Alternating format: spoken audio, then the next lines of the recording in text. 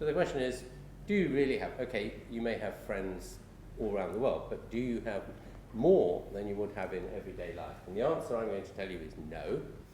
This is the number of friends listed on 1 million Facebook pages, so there's a very fair chance that one of you here is in. Facebook will allow you to have 5,000 friends. There's a tiny little yellow dot there. A few people really do have 5,000 friends on Facebook. Most of those are professional users. Most of us, as you can see, are down at this end. The blue bar is set around about 150 or thereabouts, the significance of which will become clear. The modal number really, according to these are data from Stephen Wolfram in America, the modal number is somewhere between about 150 and 250. There are enough people on the sort of, with large numbers of friends in the order of 1,000 to confirm the urban myth. So everybody knows somebody who's got 1,000 friends on Facebook, but in terms of proportions, it is tiny. It really is. We're talking about single percentages. So that's the reality. Most of us actually only have somewhere around about 150 to 200 people on our Facebook pages.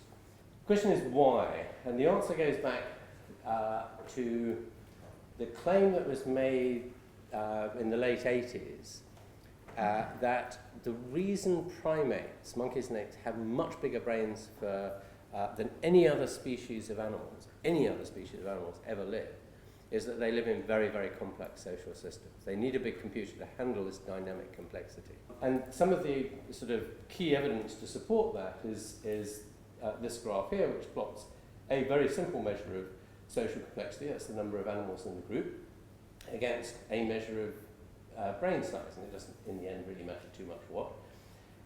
But you can put any measure of social complexity up there and any measure of brain size, and you get data that look like this. And essentially, the bigger the group you live in, the bigger the brain you have. And particularly, the neocortex is really the kind of bit that's exploded in the course of primate evolution. The apes lie out on the right. That's because they're socially more complex and cognitively more complex. And if you plug humans into there, this is neocortex ratio, which is just the ratio of the neocortex, which is the clever bit of the brain, to the rest of the brain, the subcortical brain, which keeps you alive, basically. About 80% of our brain volume is neocortex, so we have a neocortex ratio of about 4 to 1. And if we plug us in there, we get a prediction of about 150, and that's what's known as Dunbar's number.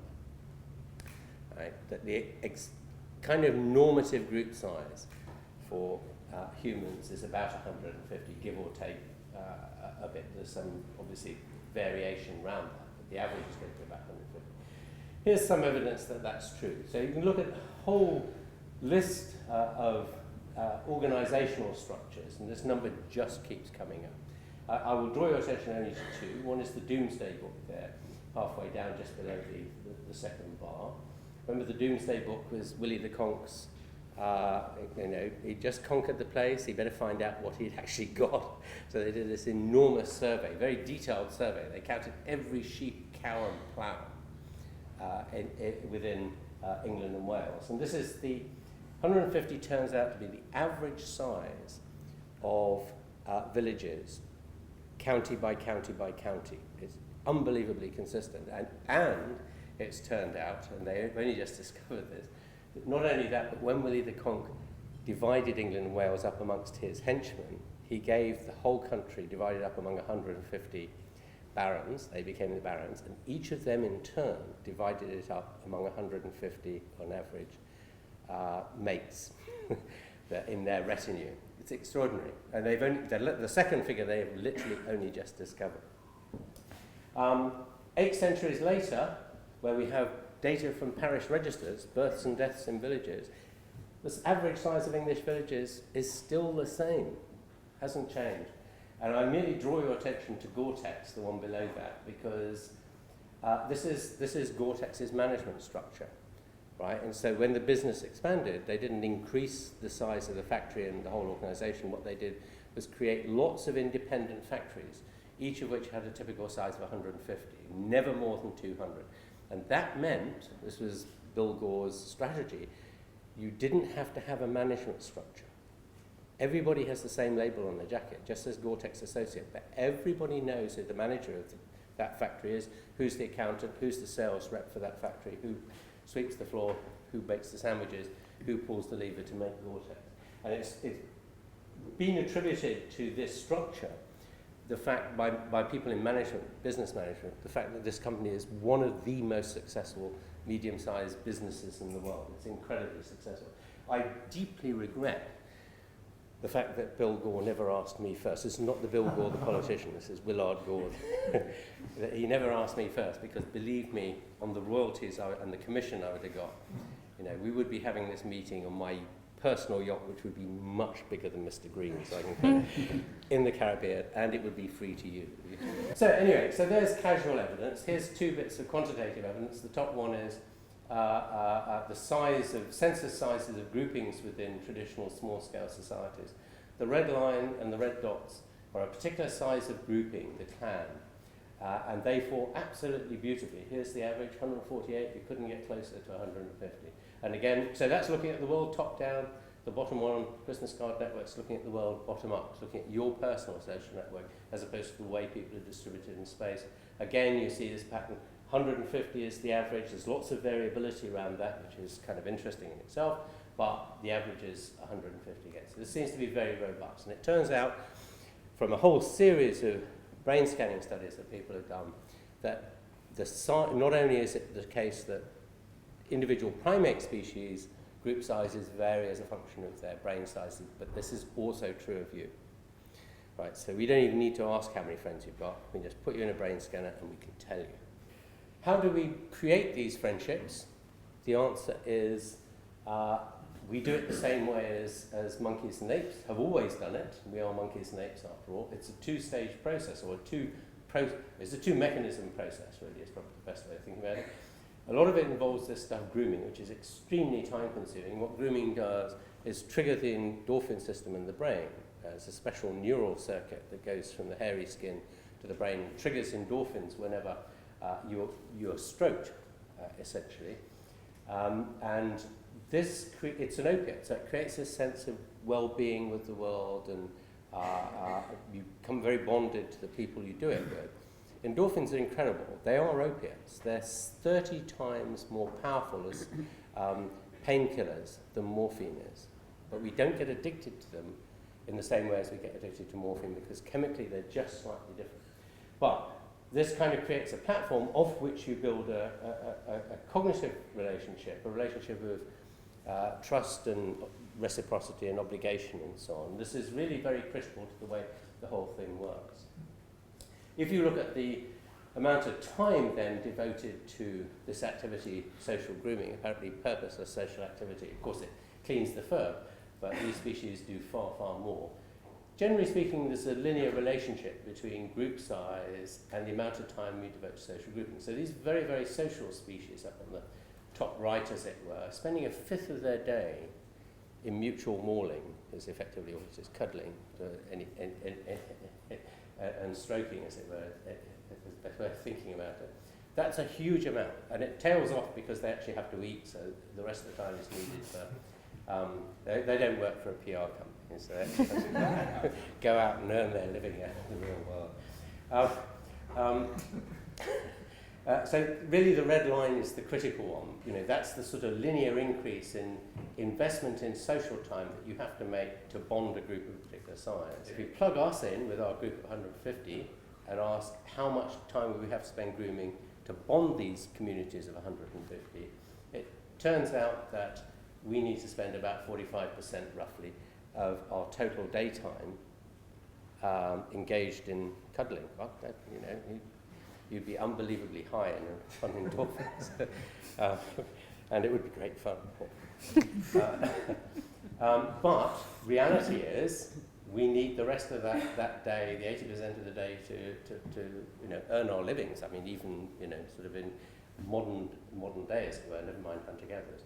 The question is, what do we actually do? And if this is the average of about 7 studies of how much time we spend in social interaction. And it turns out that we spend about 1/5 of our day actually engaged in social interaction on average. And that 1/5 turns out obviously to be that upper limit that monkeys and apes also devote. So somehow we use the same amount of time as they do, but we use it more effectively to bridge that gap to get us up to the 150. So somehow we're kind of using the time more efficiently. And the problem with grooming, it still is with us, right, is that it's a one-on-one activity. And this is basically the problem with grooming. It is a very, very intimate activity. So somehow what we've had to do is to pull back from that, find a way of triggering the same endorphin system to kind of build the strength of these relationships in a way which we can do it in the same amount of time, but do it with several people at the same time. So it's virtual grooming with more people simultaneously. And the way we think we've done it is this. So here's the amount of grooming time required by our fossil ancestors, Australopithecines down here on the right, sort of spanning this period from about 2 million years to about 3.5 million years ago. They're sitting very happily on the 20% line where the apes sit, so that they're not under any pressure. But once you get into our genus Homo, it starts to really kick off, and it goes up to where we are at the top right up there at about 45% of the time. And what we seem to have done is introduce a series of activities which hit the endorphin system and do it very, very efficiently, and allow us to do it with people without physically touching them. And they are laughter. We share that with great apes. We have it slightly differently structured, so it's much more stressful, which is what triggers the endorphin system. So an easy way to trigger the endorphin system is to go jogging or pumping iron, and as you do every morning in the gym. That's light, low-level stress on the body is extremely good for triggering the endorphin system. Singing and dancing, singing without words, then once the language comes in, you've got the rituals of religion and storytelling in particular. And we think they came in this order. Laughter very early on, and that's because laughter is something that's very visceral. We can't control it. If somebody else laughs, we have to laugh. I mean, we use jokes to trigger it now, but that comes in way at the end with the evolution of language.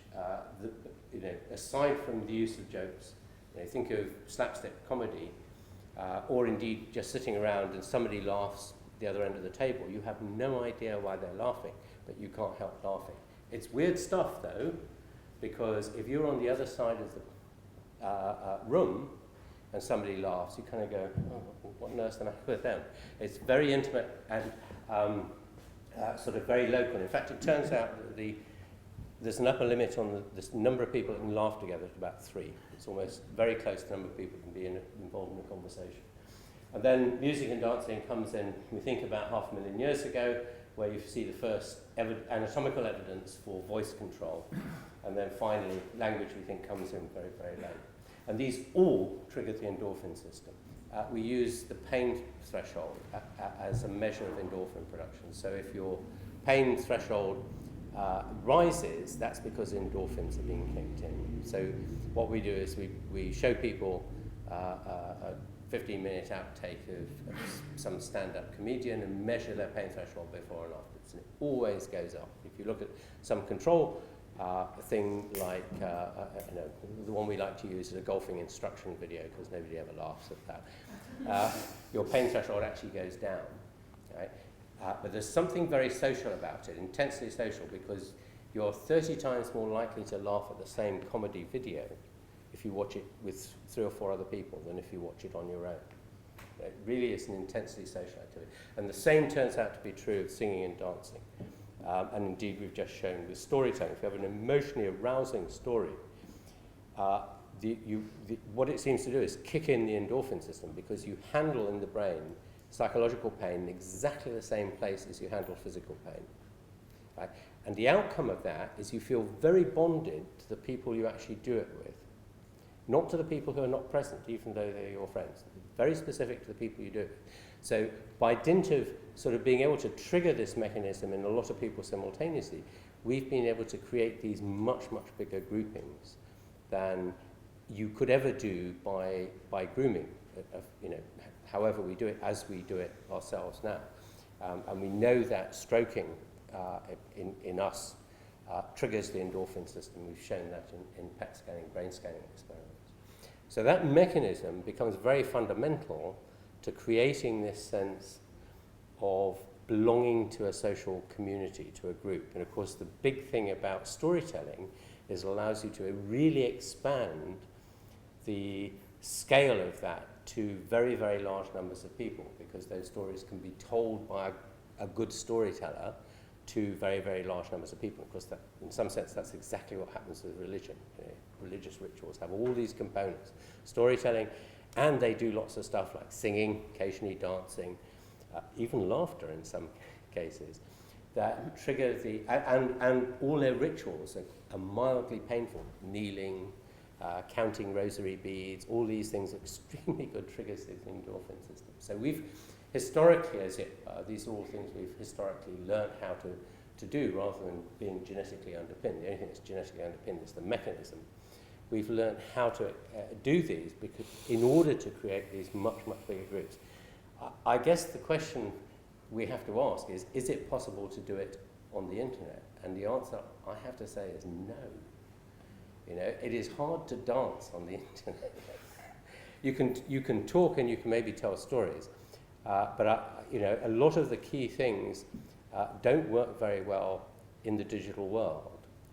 Let's say jokes are terribly bad on email. Things you'd fall off the chair in the pub laughing at, on email you kind of go, what planet is he on today? You know, singing and dancing, the rituals of religion, these are not things at the moment, until the techies have found some ingenious solution maybe, that you can do on the internet. So I think we're kind of stuck for a while at least with our technology.